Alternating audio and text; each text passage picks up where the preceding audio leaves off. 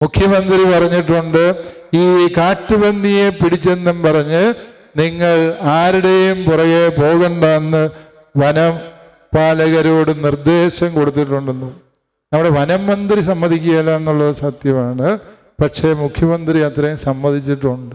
ഉപദ്രവകാരികളായ കൃഷിഭൂമി നശിപ്പിക്കുന്ന വന്യമൃഗങ്ങളെ ഇല്ലായ്മ ചെയ്യാൻ കർഷകർക്ക് അവകാശമുണ്ട്. പക്ഷെ അതിനകത്ത് പഞ്ചായത്ത് പ്രസിഡന്റിനോട് ചോദിക്കണമെന്നൊക്കെ പറഞ്ഞിട്ടുണ്ട്. പഞ്ചായത്ത് പ്രസിഡന്റിനോട് ചോദിക്കാൻ പറ്റൂ ഒരു കാട്ടുപന്നി വന്നാൽ.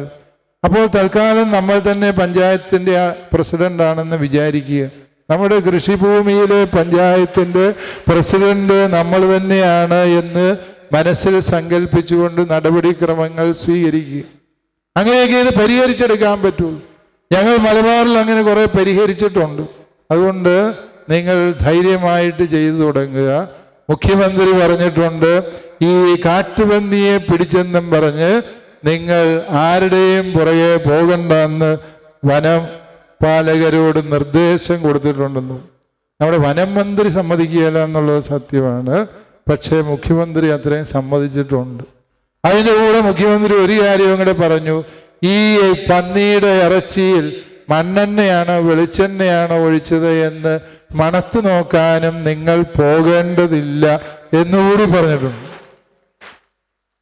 അപ്പൊ ഏതെണ്ണ ഒഴിക്കേണ്ടതെന്ന് നിങ്ങൾക്ക് മനസ്സിലായല്ലോ. അതായത് സർക്കാരിൻ്റെ ബുദ്ധി, ഇത്രയും ബുദ്ധിമാന്മാരായ സർക്കാർ കേരളത്തിൽ ഭരിച്ചിട്ടില്ലെന്ന് എനിക്ക് പറയേണ്ടി വരും. കാരണം എന്താണെന്ന് ചോദിച്ചാൽ 200 രൂപ വില വരുമ്പോൾ 200 രൂപ